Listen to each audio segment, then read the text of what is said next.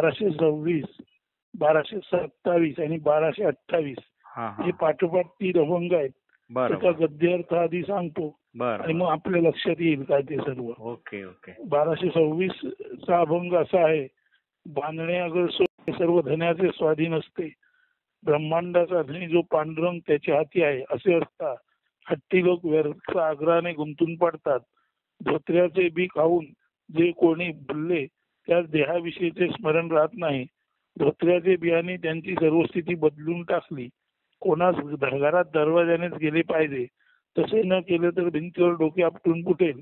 तुकाराम महाराज म्हणतात हे सर्व लोक देवास विसरून गेले आहेत. आता त्यांना खरे मर्म परमार्थाचे रहस्य कोण दाखविल. हे कृपावंता जन्मणारा कोण व जन्म देणारा कोण ही तुझी माया मला कळत नाही. तसेच हे सर्व कृपावंता देणारा कोण व मागणारा कोण ही तुझी माया मला कळत नाही. हे कृपावंता सुख दुःख भोगता कोण व भोगविता कोण ही तुझी माया मला कळत नाही.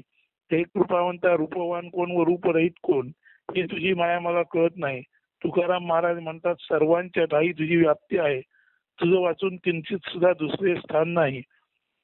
हे देवा जिकडे मी पाहीन तिकडे तुझे पाय माझ्या दृष्टीत पडतात. सर्व विश्व तुझ्या योगाने भरले आहे. रूप गुण नाम हे सर्व तुझे मेघश्याम स्वरूप मला भासत आहे. त्या वाचून दुसरे उरले नाही. मी कोठे लोटांगण घातले असताही सर्व पृथ्वी देवरूप दिसत आहे. त्या योगाने दिवस वेळ धन्य होऊन सर्व काळ माझे चित्त प्रेमाने तृप्त झाले आहे. हे देवा चहूकडे आम्हाला तूच झाला आहेस. आता तुझ्या वाचून संसाराची हाव व दुसरा काही उद्योग राहिला नाही. आम्हाला कुठे जाणे नको, काही करणे नको. एका ठिकाणी बसून देखील मुखामध्ये तुझे नाम व चित्तामध्ये तुझे रूप सर्व काळ धरून राहिलो आहोत. जे आम्ही वाचेने बोलतो ते तुझे गुणानुवाद व मंत्रजप व कथा आणि तुझी स्तुती होत आहे. एके ठिकाणी बसून आम्ही जेवू व फलतांबूळादी पदार्थ सेवन करू. त्या योगाने तुमची पूजा होऊन तुम्हाला नैवेद्य अर्पण होत आहे आणि आम्ही वाटेने चालत असताना तुम्हाला प्रदक्षिणा होत आहे व निजलो असता दंडाप्रमाणे लोटांगण तुम्हास होते. जे कोणी प्राणी आमच्या दृष्टीस पडतात व त्यांच्या आमच्यामध्ये जे बोलणे होते ते सर्व तुझे रूप आहे असे आम्ही मानतो. विहिरी व नद्या आड या सर्वांचे पाणी आम्हास तीर्थरूप प्रत्यक्ष गंगाजल आहे असे वाटते. चांगले महाल व घरे गवताच्या झोपड्या ही सर्व देवालये आहेत असे वाटून त्यात मी देवच पाहतो. नाना प्रकारचे शब्द जरी कोणी बोलले तरी तो हरीच्या नामाचा ध्वनीच मला ऐकू येतो. तुकाराम महाराज म्हणतात आम्ही या विठोबा रायाचे दास झाल्यामुळे सदा सर्वकाळ प्रेमाने तृप्त झालो आहोत. अर्थात तुकारामांना सर्वत्र दिव्यत्व या रूपाने विठ्ठल दिसत आहे. त्यामुळे त्यांचं वागणं बोलणं चालणं वावरणं बसणं निजणं झोपणं हे सर्व त्यांनी त्या मूळ जो दिव्य पुरुष आहे त्याला अर्पण केलेलं आहे आणि त्या कारणाने त्यांना वेगळ्या कुठल्याही साधनांची गरज नाही. ते म्हणतात एकदा का विश्व निर्माता जो आहे, जो करकटेवर पाय विटेवरी असा विठ्ठल रूपात बाप म्हणून उभा आहे आणि रुक्मिणी रूपात माय म्हणून उभा आहे. तो एकदा आपला धनी, तो एकदा आपला माय बाप हे निश्चित झाल्यानंतर त्याच्याकडे लक्ष ठेवून आपण जे जे करू ती सर्व त्याचीच साधना होते. वेगळ्या साधनांची गरज नाही. अशा अर्थी हा जो तुम्ही पाठवलेला 1226 क्रमांकाचा अभंग आहे त्याचा अर्थ या तिन्ही संदर्भात लक्षात घ्यायचा. आता तिन्ही अभंग 1226 झाल्यानंतर 27 हे आणि 28 हे मी क्रमाने वाचून दाखवतो म्हणजे तुम्हाला लक्षात येईल. बांधी सोडी हे तो धन्याची हाती, हे कड गोविती आपणा बळे, भुलली असी नाही देहाचा आठव, धोतराने भाव पालटिला, घरात रिघावे दाराची सोयी, भिंती सवे डोई घेऊन फोडी, तुका म्हणे देवा गेली विसरून, आता वर्म कोण दावी असी. देवाचं वर्म हे विसरून गेलेले आहेत. देव तर सर्वत्र आहे. त्या कारणाने देवासाठी वेगळी साधना काही करायची नसते. आपलं संपूर्ण जीवनच देवाला अर्पण केल्यानंतर त्या देवाला अर्पण केलेल्या भक्तिभावाने आपण त्या देवाशी एकरूप झाल्यानंतर आपलं सर्व वर्तन म्हणजेच त्या देवासाठी आपण केलेली पूजा आहे. अशा अर्थाने देव मिळण्यासाठी वेगवेगळी साधना करायची गरज नाही. जो देव आहे तो आणि त्याची साधना करणारा हे जर एकरूप झाले तर देव आणि साधक एकरूप झाल्यानंतर देवाची वेगळी साधना असण्याची गरज नाही. अशा तऱ्हेने ऑब्झर्वर इज द ऑब्झर्व्ड किंवा साधक हाच साध्य आहे किंवा पाहणारा जो आहे तो जे पाहतो तेच आहे नव्हे, साधक हा देवच आहे आणि इथे फक्त देवच आहे. आणि इथे फक्त देवच असल्यामुळे जरी तुकाराम दिसायला वेगळे दिसले तरी त्यांची संपूर्ण हालचाल, त्यांचं संपूर्ण वर्तन हे दुसरं दिसतं काही नसून देवाप्रती व्यक्त झालेला त्यांचा तो सगुण साकार व्यक्त भाव आहे. म्हणून त्यांचं म्हणणं असं आहे, जो विश्वाच्या मुळाशी असलेल्या चैतन्याशी एकरूप होतो तो स्वतःच आय एम दॅट, म्हणजे आपल्यामध्येच ते दिव्यत्व पाहतो. आणि ज्याला आपल्यामध्ये दिव्यत्व दिसलं त्याला वेगळ्या साधनांची गरज पडत नाही. असा एकंदरीने बांधी सोडी हे तो धन्याची हाती, हे कड गोविती आपणामुळे. हे कड म्हणजे मूर्ख माणसं, हटवादी माणसं आहेत. ते कुठल्या ना कुठल्या तरी साधनामध्ये आपल्याला गुंतवून ठेवतात. भुलली अशी नाही देहाचा आठव, धोतऱ्याने भाव पालटीला. म्हणजे देवाबद्दल आपण एकदम धुंद फुंद व्हावं म्हणून जर कोणी काही आर्टिफिशियल गांजा चरस घेतलं आणि उन्मनी झालं तर ते उन्मनी होणं खरं नसतं. खरं उन्मनी तेच असतं की विश्वाच्या मुळाशी जे कोण आहे ते शोधायसाठी जेव्हा अत्यंत आपल्याला प्रेम निर्माण होतं तेव्हा त्या निर्मात्याच्या शोधासाठी आपल्या मनामध्ये जे प्रेम निर्माण होतं ते प्रेम हेच तर खरं खुरं निर्मात्याला शोधण्याचं साधन आहे. म्हणून आपणाला ज्याचं अप्रूप वाटतं त्याच्या शोधासाठी आपण तळमळ असणं हेच एकम एव द्वितीयम नास्ती असं साधन आहे. बाकी जप तप मंत्र तंत्र योग विद्या यज्ञ ह्या सर्व खोट्या गोष्टी आहेत. आणि त्या कारणाने ज्याला आपण भेटायचं तो आणि आपण याच्यामध्ये प्रत्यक्ष संबंध प्रेमाचा प्रस्थापित करणं हे सोडल्यास कुठलंही साधन परमेश्वर प्राप्तीसाठी नाही. आणि अशा अर्थीच ते म्हणतात की हटवारीपणे जर कोणी काही धोत्र्याचं बी खाल्लं आणि त्याला थोडासा एकदम वेगळा भाव निर्माण झाला किंवा बाहेरून काहीतरी ट्रँक्विलायझर घेतलं आणि बेधुंद झालो तर ते साधन नव्हे देवाला भेटायचं. देवाला भेटायचं बाह्य साधन कोणतंच नसतं.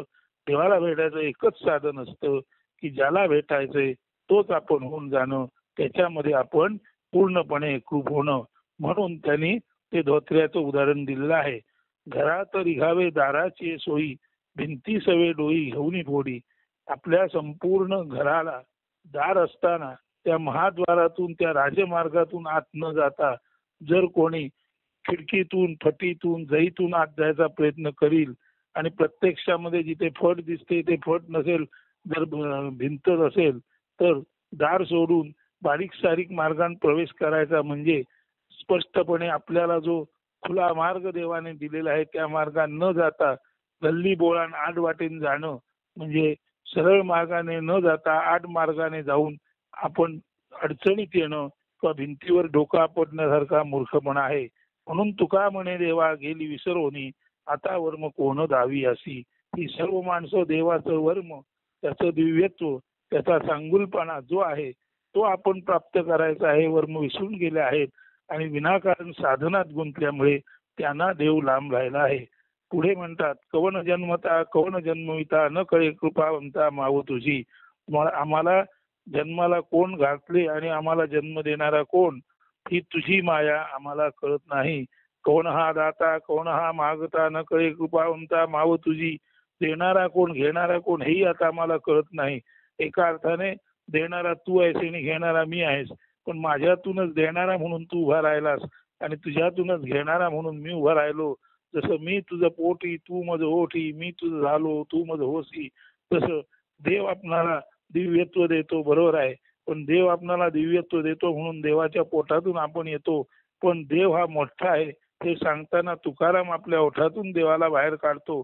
म्हणूनच तो म्हणतो दाता कोण घेता कोण देणारा कोण घेणारा कोण जन्माला घालणारा कोण भोगणारा कोण.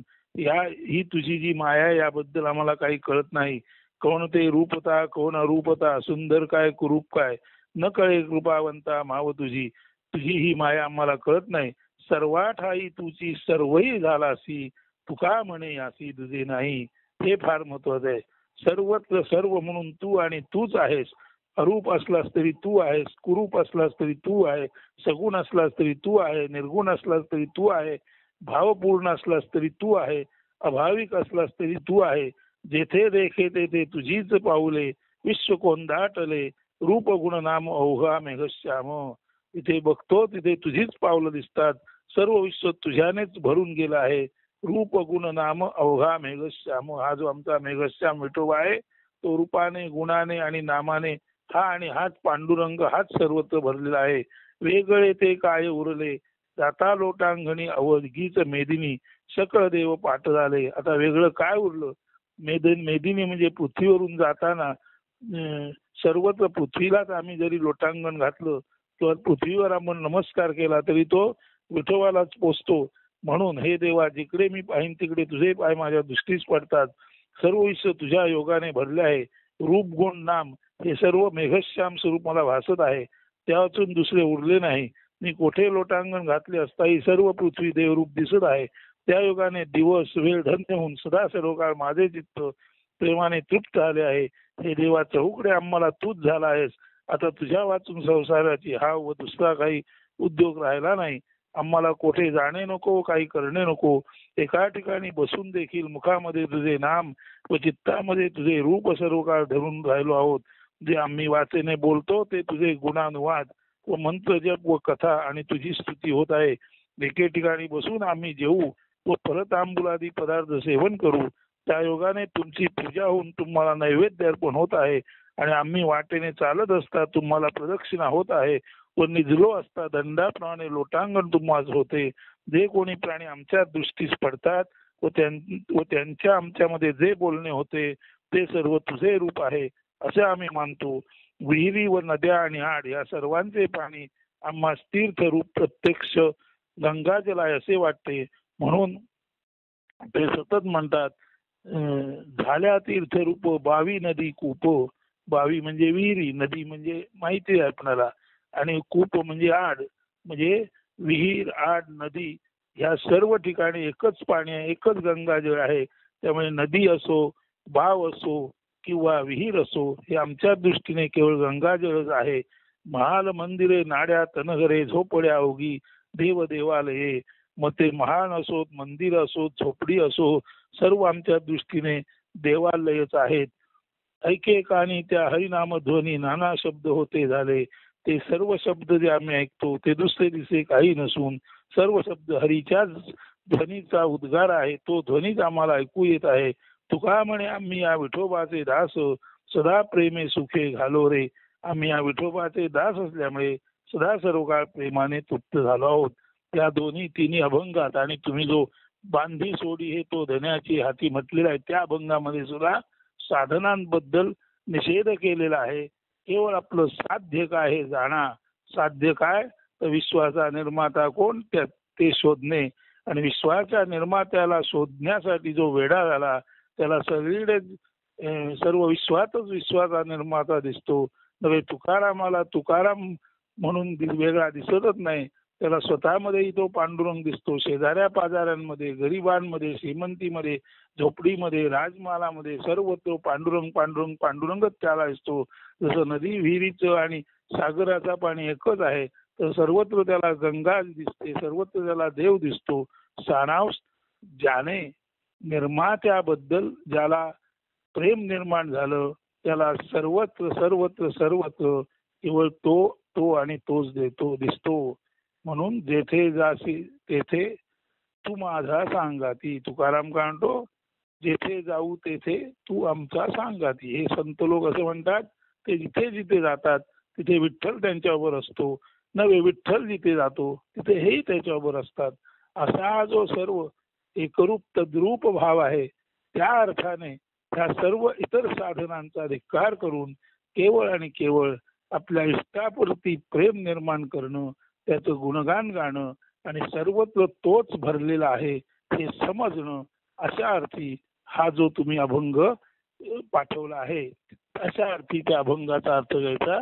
बांधी सोडी हे तो धन्याची हाती हे कडगोविती आपणामुळे. कोणाला बंधनात टाकायचं कोणाला मुक्ती द्यायचं हे त्या परमेश्वरावर अवलंबून आहे. त्या कारणाने आपण परमेश्वर ओळखायला पाहिजे. परमेश्वर ओळखण्यासाठी साधनांची गरजच नाही. आपला 36 तत्वाचा देह जो आहे तो देह त्याने निर्माण केलेला आहे म्हटल्यानंतर त्या 36 तत्वाने आपला पूर्ण देह जो आहे तो देहरूप झाला किंवा विठ्ठल रूप झाला देहाची अभाव, सर्व देहाचा भावच आमचा विठ्ठल रूप झाला. अशा तऱ्हेने जो करतो त्याला कुठल्याच इतर साधनांची गरज नाही. आणि साधने करणारे लोक जे असतात, वेगवेगळे साधना मार्ग जे अवलंबणारे लोक असतात, ते त्यांना साध्य नेमकं काय माहीत नसल्यामुळे, त्यांना काय पाहायचं हे कळत नसल्यामुळे, त्यांना ऑब्झर्वर इज द ऑब्झर्व्ड हे एका झटक्यात होता येत नाही. त्यांना नेमकं आपलं इष्ट काय प्रिय काय हे माहीत नसल्यामुळे साधक आणि साध्य हे मूलतः स्वयंसिद्ध परमेश्वरच आहे, त्यांच्या लक्षात येत नाही. म्हणून आजूबाजूच्या वाटा ते चोखाळतात, दरवाजा खिडक्या जईतून जायचा प्रयत्न करतात. आणि खराखुरा जो राजमार्ग आहे, दरवाजा आहे, आणि हा दरवाजा म्हणजे काय आपला देह. याच दरवाजातून प्रत्यक्षात पांडुरंग आत आलाय आणि तो आत उभा आहे आणि आपल्याला आपल्याकडून सर्व करवून घेतोय. आणि या देहातून जेव्हा पांडुरंग बाहेर जाईल तेव्हा आपण केशव राहणार नाही, किंवा तेव्हा आपण केवळ शव असू. म्हणून आपल्या देहातच पांडुरंग आहे आणि आपल्या देहातूनच पांडुरंग जातो. म्हणून अख्खा देह हाच तो देवाकडे जाण्याचा दरवाजा आहे. म्हणून देव देवाचा दरवाजा, देव हाच देवाकडे जाण्याचा दरवाजा आहे. सॉरी, देह देवाचा दरवाजा, देह हाच देवाकडे जाण्याचा दरवाजा आहे. आणि आपण आपल्या देहाने देवाकडे जातो. म्हणून देह हा जर देवाकडे जाण्याचा दरवाजा असेल तर देव सुद्धा आपल्याकडे येताना आपल्या देहातूनच आत येईल. म्हणून आपलं शरीर हा दरवाजा आहे. त्या शरीरातून आपण बाहेर गेलो तरी आपल्याला विठ्ठलच मिळतो. आणि आपण जेव्हा शरीरात आत असतो तेव्हा आपल्याबरोबर तो विठ्ठलच आत आलेला असतो. म्हणून बोलणारा पण विठ्ठल आहे, ऐकणारा पण विठ्ठल आहे. नारायण म्हटलं, अरुण म्हटलं तरी बोलणारा आणि ऐकणारा. आता बोलणारा आतमध्ये विठ्ठल म्हणून बोलतोय, बाहेर ऐकणारा जो आहे तो विठ्ठल म्हणून अरुण ऐकतोय. पण अरुण आणि नारायण हे बघायला गेलं तर एकाच देह दरवाजाने आत बाहेर करणारे आहेत. म्हणून परमेश्वर हा केवळ आणि केवळ आपल्याच देहरूपी दरवाजातून आत येतो, आपल्याच देहरूपी दरवाजातून बाहेर जातो. आणि परमेश्वर जेव्हा देहरूपी आपल्या देहरूपी दरवाजातून आत बाहेर करतो तेव्हा भक्तालाही कळतं की परमेश्वराबरोबर एखाद्या बापाबरोबर मुलाने जावं, तसं आपण हात धरून परमेश्वराबरोबर आपण देहाबाहेर जातो आणि शांत निवांत असतो. तेव्हा आपल्या बापाबरोबर म्हणजे विठ्ठलाबरोबर आपण आपल्या घरात येतो आणि निवांत राहतो. सारांश केवळ आणि केवळ आपलं संपूर्ण अस्तित्व हेच परमेश्वरासाठी साधन म्हणून वापरायचे आहे. असे बारीक सारीक तंत्र मंत्र यंत्र असल्या ज्या एकट गोष्टी आहेत, म्हणजे काहीतरी अडाणी गोष्टी आहेत, त्या टाका आणि केवळ संपूर्ण आपला देह हाच देह देवाचे मंदिर हे ओळखा. आणि विना साधन आणि विना साधन देह देवाचे मंदिर हे ओळखा. आणि विना साधन म्हणजे देह सोडून दुसरं कोणतंही साधन देवाकडे जाण्याचं नाही, ओळखा. आणि देह देवाचे मंदिर हे ओळखा. आणि आतमध्ये जो पांडुरंग आहे, विठ्ठल आहे, आत्मा आहे, तोच आपलं इष्ट आहे, तोच सर्वांचं इष्ट आहे, तोच सर्वांचं कल्याण करणार आहे असं समजा. असं तुकारामांना साकल्याने म्हणजे विस्ताराने म्हणायचं आहे. असा त्या मूळ अभंगाचा अर्थ आहे. त्यासाठी पुढील 2-3 अभंग वाचले की सर्व अर्थ स्पष्ट होतो. धन्यवाद.